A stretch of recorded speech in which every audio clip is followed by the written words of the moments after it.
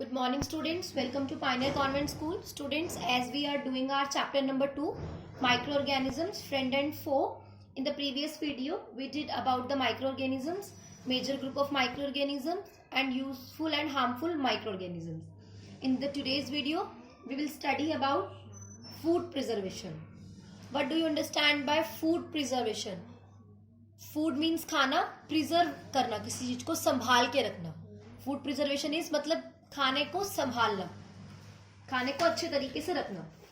As we know students कि जब हमने घर में खाना बनाते हैं, when cooked food और milk is left, जब बना हुआ खाना और दूध हमारे घरों में बच जाता है और उसे हम कहाँ गर्मी में या मॉइस्ट प्लेसेस पे रख दें तो थोड़े टाइम बाद वो क्या हो जाता है, इट गेट्स स्पॉइल्ड, मतलब वो खराब हो जाता है.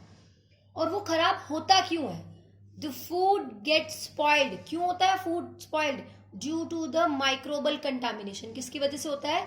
माइक्रोबल मतलब माइक्रो ऑर्गेनिजम्स की कंटामिनेशन. कंटामिनेशन मतलब उसके अंदर मिक्स हो जाते हैं, उसको खराब कर देते हैं हिट करके. तो जो हमारा फूड है वो किसकी वजह से स्पॉइल्ड होता है? माइक्रो ऑर्गेनिजम्स की वजह से स्पॉइल्ड होता है.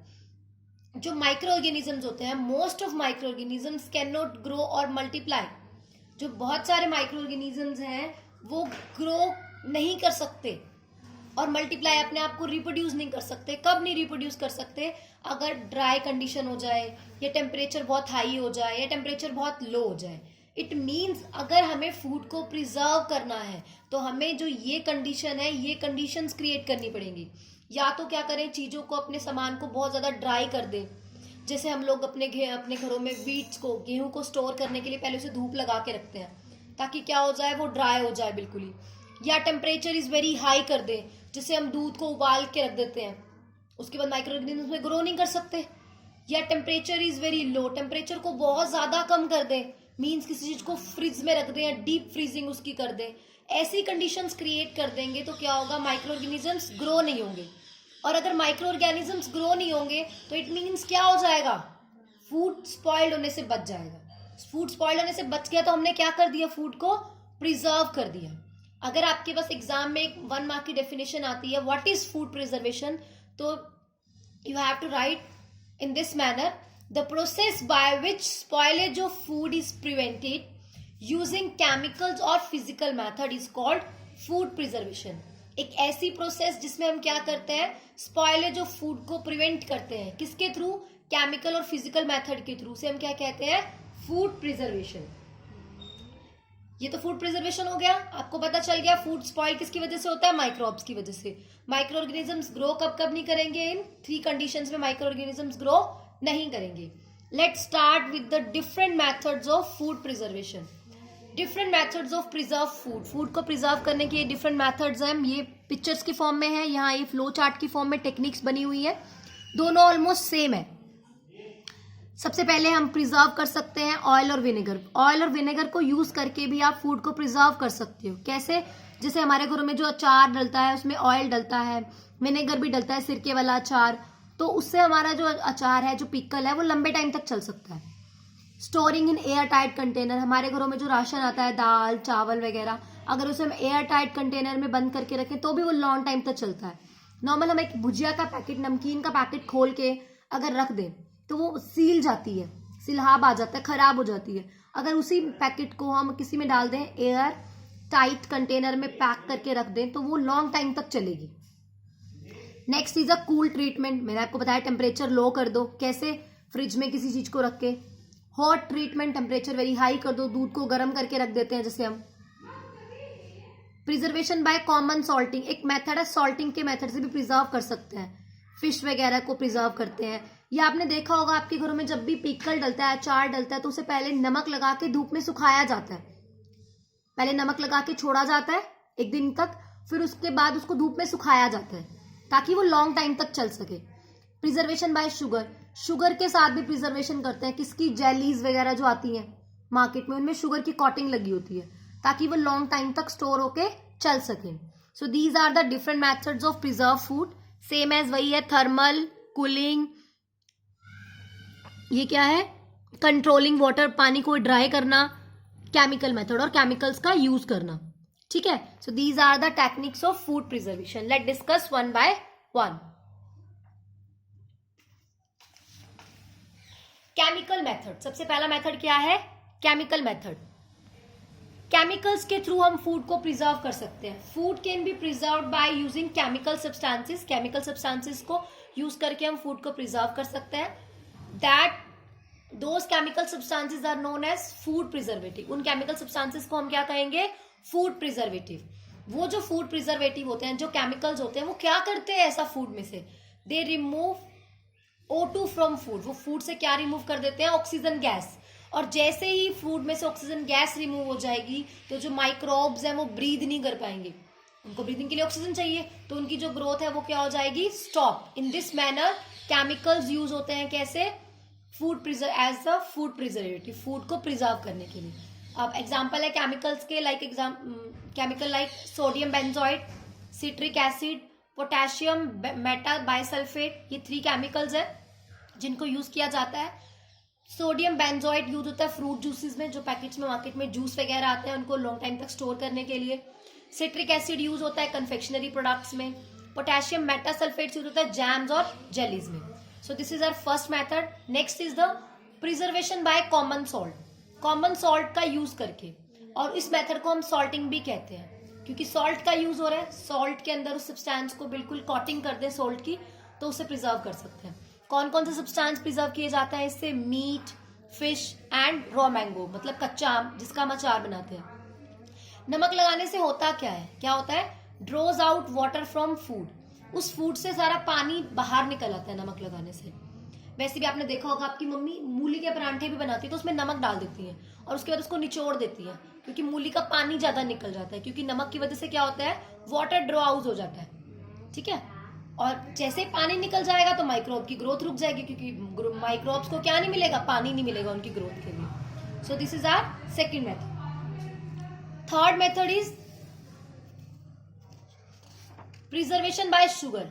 जैसे सॉल्टिंग की, वैसे ही शुगर को ऐड करके भी हम क्या कर सकते हैं? प्रिजर्व कर सकते हैं फूड को। उससे भी क्या होगा? शुगर भी रिड्यूस कर देगी क्या? Moisture content. Moisture content of food को रिड्यूस कर देगी, जिसकी वजह से क्या होगा? स्टॉप हो जाएगी ग्रोथ किसकी? माइक्रोब्स की। और ये मेथड किस में यूज होता है? जेलीज और स्क्वैशेस में, जो मार्केट से हम पैकेट्स वगैरह खरीदते हैं स्क्वैश के। Next fourth is by cooling और फ्रीजिंग। किसी भी सब्सटेंस को क्या करके? कूल और फ्रीज करके भी हम उसे क्या कर सकते हैं? प्रिजर्व कर सकते हैं। लाइक हमारे घरों में जो फ्रूट्स एंड वेजिटेबल्स हैं उनको हम नॉर्मल फ्रीजर में रख देते हैं, रेफ्रिजरेटर में, तो वो चल जाती हैं। काफी लो टेम्परेचर हो जाता है और वो मतलब 1 वीक to 10 डेज रख सकते हैं। और ऐसे ही जो बड़े बड़े स्टोर्स होते हैं, जहाँ पे फॉर एग्जाम्पल समर में मैंगो आता है, आपको विंटर में भी मैंगो मिल सकता है। क्यों? क्योंकि बड़े बड़े स्टोर्स में मैंगो को कहाँ रखा गया? डीप फ्रीजिंग में रखा गया, बहुत ज्यादा लो टेम्परेचर पे, तो जिसके कारण जो मैंगो है वो खराब नहीं होगा और आपको विंटर्स में भी मिल सकता है।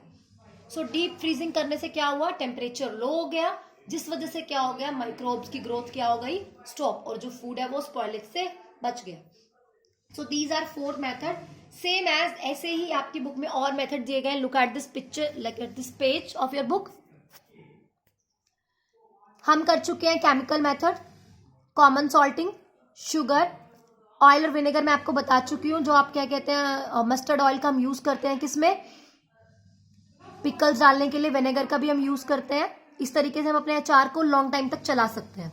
Next is the pasteurisation. Pasteurisation क्या होता है? एक प्रोसेस होती है किसको प्रिजर्व करने की? मिल्क को प्रिजर्व करने की। इस प्रोसेस में क्या किया जाता है? मिल्क को 15 से 30 सेकेंड तक 70 डिग्री टेम्परेचर पे हीट किया जाता है। हीट करने के कारण क्या होता है? हीट करने के कारण जो बैक्टीरिया प्रेजेंट है वो क्या हो जाते हैं? प्रेजेंट इन वो किल हो जाते हैं, और मिल्क को दोबारा से क्विकली ठंडा कर देते हैं 10 डिग्री सेल्सियस टेम्परेचर करके। ठीक है, और उसके बाद क्या होता है? इस तरीके से जो मिल्क है वो स्टरलाइज हो जाता है और लॉन्ग टाइम तक बॉटल और पाउचेस में पैक कर देते हैं, जो मार्केट में हमें मिल्क मिलता है। ओके स्टूडेंट, आफ्टर दैट हम कूलिंग और फ्रीजिंग मेथड कर चुके हैं। Next is vacuum packing. Vacuum packing होता है कि पैकेट से किसी भी सब्सटेंस से एयर को रिमूव कर देना और उसकी वैक्यूम नॉर्मली पैकिंग करना। Food items are first heated at a high temperature to kill bacteria. उसको हाई टेम्परेचर पे हीट करते हैं जिससे उसका बैक्टीरिया किल हो जाता है, और उसके बाद उसे क्या करते हैं? They are supposed to obtain sterilised food. अब वो क्या हो गया? स्टरलाइज्ड फूड हो गया, क्योंकि इसके अंदर बैक्टीरिया नहीं है।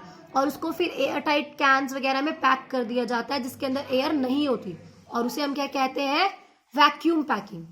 Next is the preservation by heating, वही मिल्क को गर्म करके हम रखते हैं। बॉइल्ड मिल्क लंबे टाइम तक चलता है, रॉ मिल्क लंबे टाइम तक नहीं चलता, टेम्परेचर इंक्रीज करके प्रिजर्व कर सकते हैं। Next is by dehydration, dehydration means water को रिमूव करना, रिमूवल ऑफ वाटर, एक सब्सटेंस से वाटर को रिमूव कर देंगे तो वो ड्राई हो जाएगा और जिस वजह से क्या हो जाएगा, वो लॉन्ग टाइम तक चल सकता है। इसका भी एग्जाम्पल मैं आपको दे चुकी हूँ, जैसे कि हम घर में वीट जब स्टोर करते हैं, गेहूं स्टोर करते हैं, तो क्या करते हैं, उसको पहले सुखा लेते हैं और फिर उसको स्टोर करते हैं ताकि उसमें क्या ना हो सके, माइक्रोब्स ग्रो ना हो सके। So these are the methods of, different methods of food preservation. ये 9 मेथड्स हैं, आप ये अपनी बुक से कर सकते हो, पेज नंबर 35। आफ्टर दिस, ये फूड प्रिजर्वेशन के फायदे क्या है, एडवांटेजेस ऑफ फूड प्रिजर्वेशन, क्या फायदे होंगे फूड प्रिजर्वेशन से। हम लुक एट दिस पेज।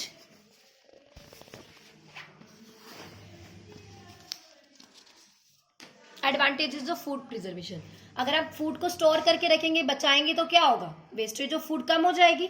अगर वेस्टेज ऑफ फूड कम हो गई, मतलब हमारे घरों में फूड क्या है, ensure the availability of food, food की इंश्योरिटी हम इंश्योर कर सकते हैं किसी को, क्योंकि ज्यादा अमाउंट में फूड बचेगा हमारे पास। फूड प्रिजर्वेशन करना आ गया तो हम क्या कर सकते हैं, फूड को लंबे टाइम तक स्टोर कर सकते हैं। और सेम एज, अगर फूड को हमें स्टोर करना आ गया एक तरीके से, वेस्ट कम करेंगे, स्टोर भी करेंगे, अवेलेबिलिटी बढ़ जाएगी। साथ ही साथ फूड प्रिजर्वेशन से क्या होगा, फूड की न्यूट्रिशनल वैल्यू, मतलब उसके जो न्यूट्रिशन है वो भी उसमें लंबे टाइम तक रहेंगे। फॉर एग्जाम्पल सब्जी है, वेजिटेबल कोई भी आपने लाई और आपने जैसे फॉर एग्जाम्पल स्पिनच आप लाए, पालक, उसको बाहर रख दिया, उसको कितना हमारे लिए हेल्पफुल होता है, रफेज भी होता है उसके अंदर और न्यूट्रिएंट भी प्रेजेंट है, ठीक है। अगर हम उसे बाहर रख देंगे तो वो 1 या 2 दिन में ही गल जाएगा, गलने से उसकी जो न्यूट्रिशन वैल्यू है वो भी कम हो जाएगी। बट उसे अगर हमें प्रॉपर स्टोर कर दें, फ्रिज में रख दें, तो वो लंबे टाइम तक चलेगा और लॉन्ग टाइम तक की उसकी न्यूट्रिशनल वैल्यू जो उसके अंदर स्टोर रहेगी, रिटेन रहेगी। So these are the advantage of preservation. क्या क्या है, वेस्टेज ऑफ फूड डिक्रीज हो जाएगा, फूड जो है लॉन्ग टाइम तक स्टोर हो सकता है, और अवेलेबिलिटी, अगर फूड देखो खराब होने से बच रहा है तो इसका मीन्स हमारे पास फूड ज्यादा है, तो सब लोगों को फूड मिल सकता है डिफरेंट डिफरेंट प्लेसेस पे इक्वल अमाउंट में। न्यूट्रिशनल वैल्यू से जो फूड की रिटेन रहेगी। So student, that's it for today. Please watch the video carefully and thank you and have a nice day.